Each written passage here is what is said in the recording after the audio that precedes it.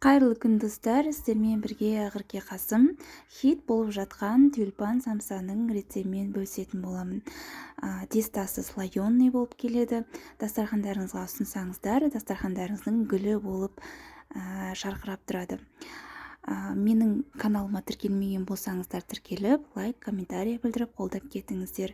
Ең алдымен жылы сүтімізге жылы суымызды құйып, оған сұйық май және бір шай қасық дрожь және бір шай қасық тұз қосамыз. Мына жерде түспей қалыпты.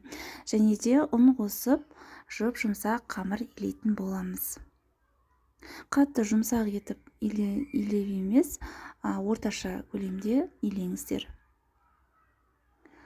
Оны кішкене 30 минутқа тұндырып қоямыз. Міне тұнып болды. Енді мұны біз 8 бөлікке бөлетін боламыз.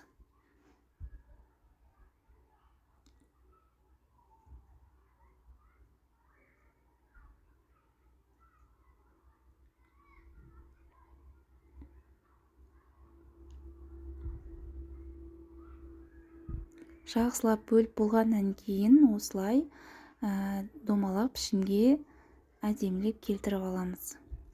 Келтіріп алғаннан кейін кішкене ұстап тұрамыз. Одан кейін әрқайсысын осылай дөңгелек пішімде жұп-жұқа етіп жайып шығатын боламыз.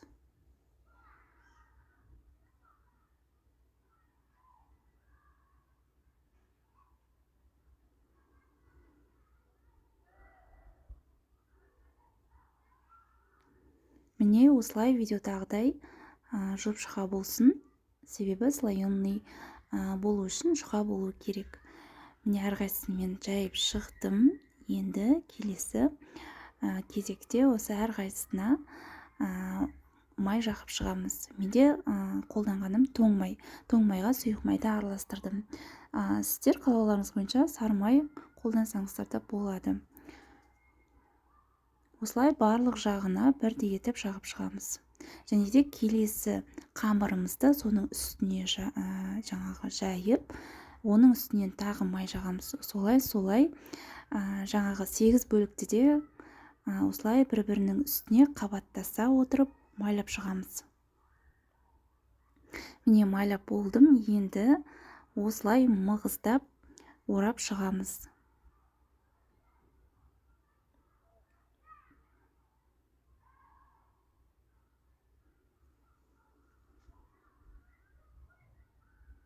Әдемілеп орап шыққаннан кейін оны холодильникке жарты сағатқа қойып қоямыз.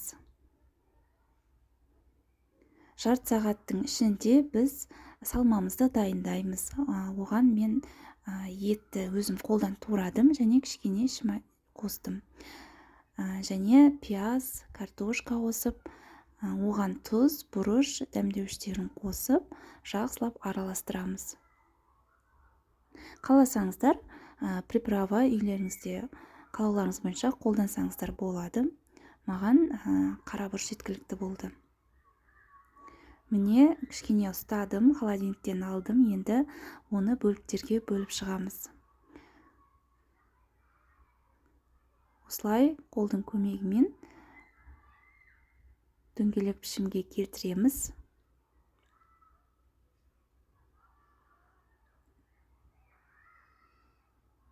Байқасаңыздар, қабат-қабат болып тұр, арасы.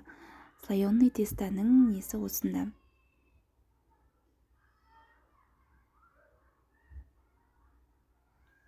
Енді домалақ пішімде әдемілеп жайып алатын боламыз.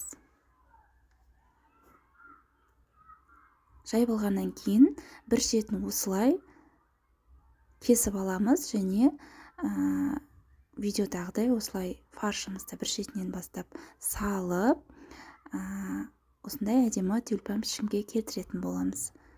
Қарап тұрсаңыздар, өте оңай.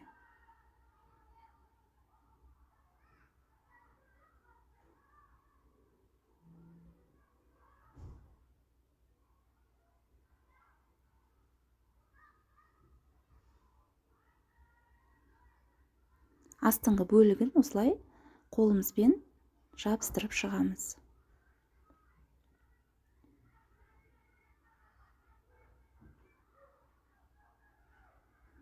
Міне біздің әдемі тюльпанымыз дайын болды. Екіншісінде дәл солай істейміз.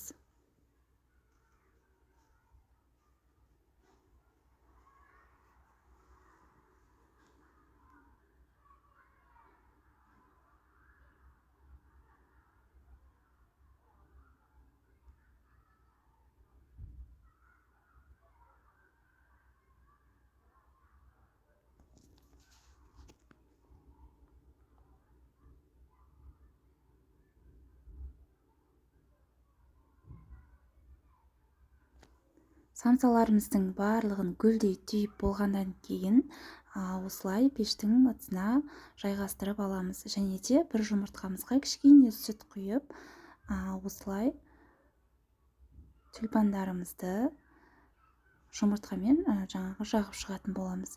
Және сәнге осындай мен күнжіт қолдандым.